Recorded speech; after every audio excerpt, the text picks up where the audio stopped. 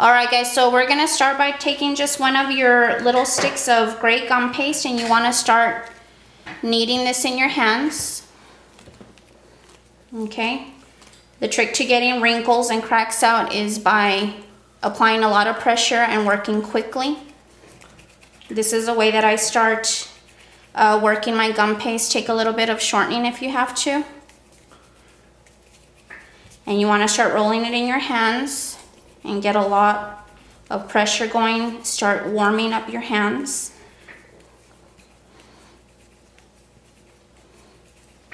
You can see how quickly I'm working. I'm actually pressing my hands together very, very hard. I can actually feel my arms starting to burn a little bit. And believe it or not, this is the trick to getting cracks and wrinkles out of your gum paste. So just by looking at it, I can tell that the cracks and wrinkles are pretty much gone. Our elephant is gonna have wrinkles, but we're gonna actually make those ourselves, okay? So to get the shape of the body, we're going to place the gum paste on our table, and we want to start forming a small cone shape. So put your hands together, okay, like you're gonna pray, and start making a cone shape. Our little elephant's gonna be no more than 4 inches tall. So you don't want to make it too pointy, and since he's a baby, we want to give him some baby fat and make him just a little bit chunky. So that's about the shape that we want there. Now I want to give him a tummy, so the way that I give my figures tummies is by taking this part of my hand here, the edge of my palm, and as I hold my cone, I'm going to press into, okay, press into the side. So I'm going to press in, holding the cone, the back of it with my hand, and pressing, if I can show you with my other hand, pressing the side of my palm into the tummy area and just denting it in, or pressing it in as you just twist slightly.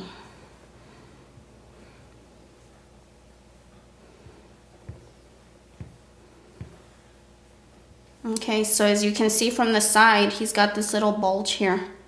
I had my hand in here, and I was twisting it back and forth to give him that tummy. Okay, so there's the front. Here's how he looks from one side, and here is how he looks from the other side. This is his back right here. Okay, so set your elephant down, the body of your elephant, with the tummy facing you, and then you're gonna take your small ball tool, and we're gonna give him a belly button. So we wanna give him a belly button right about here, in this area, okay? So I'm gonna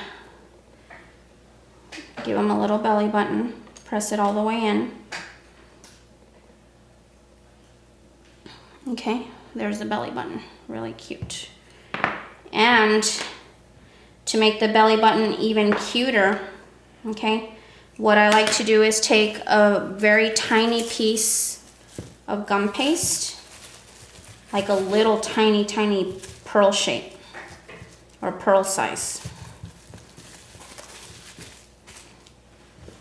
I mean, that's really little, okay? And then just roll it in my hand.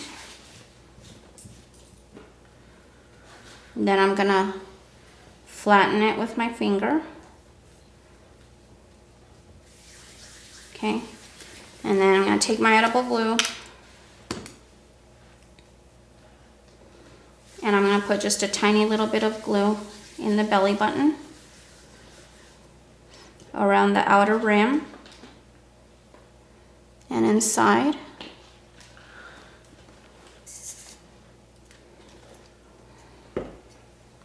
Then I place the little round, the little flat ball that I just squashed, put it right on top of the belly button. Then I take the same ball tool that I used to make the belly button, and I press down.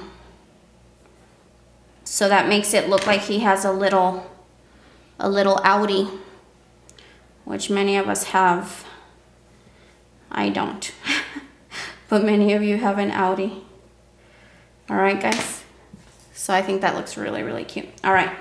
So before our gum paste starts to dry, we want to start to create the little wrinkles that the baby elephant has on his little tummy and chest area, like little fat folds. Okay. So this is, believe it or not, a letter opener, but if you don't have anything as sharp as this, then you can use your knife blade or your knife tool that comes in your Wilton shell tool. Okay.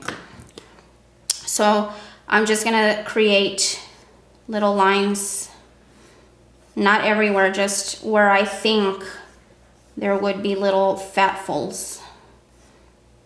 Okay. I'll show you the effect with the knife tool. Looks just as good.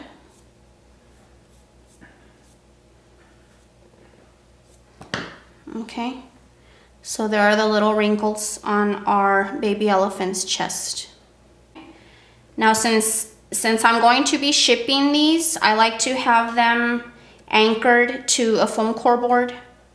If you're not going to be shipping your topper, then of course you don't need to do that.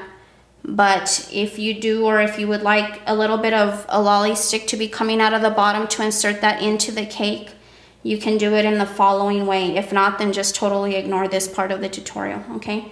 So for those of us that do ship our toppers, what I have here is a foam core board. It's a 1/2 inch foam core board and a little square of parchment paper, okay?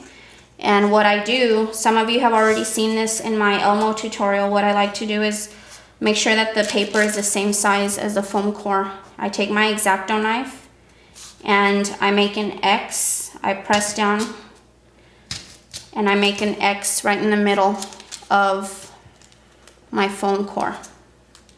Okay, I'm gonna prep the hole that the lolly stick is gonna go into. This is the same lolly stick that's gonna go into the body of my elephant, and I put it right over the X and I press down. So this is my base, and this is what's gonna keep my elephant from going all over the place during shipping. This much of the skewer that's inside the foam core can be used to insert into the cake, and that way you also make sure your elephant's not gonna go anywhere, okay?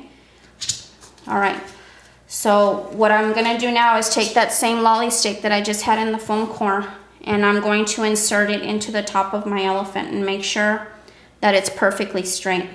And you can actually see from your angle that it is going in straight. You might want to hold the body a little bit so that way when you're pressing the stick down, it's not pushing your gum paste down too much. So here I feel it hit the bottom of my table, okay? And what I'm gonna do is actually push the stick out of the bottom, okay? And then I'm gonna get my foam core. There's the hole that I made, and I'm going to put my little lolly stick into the hole.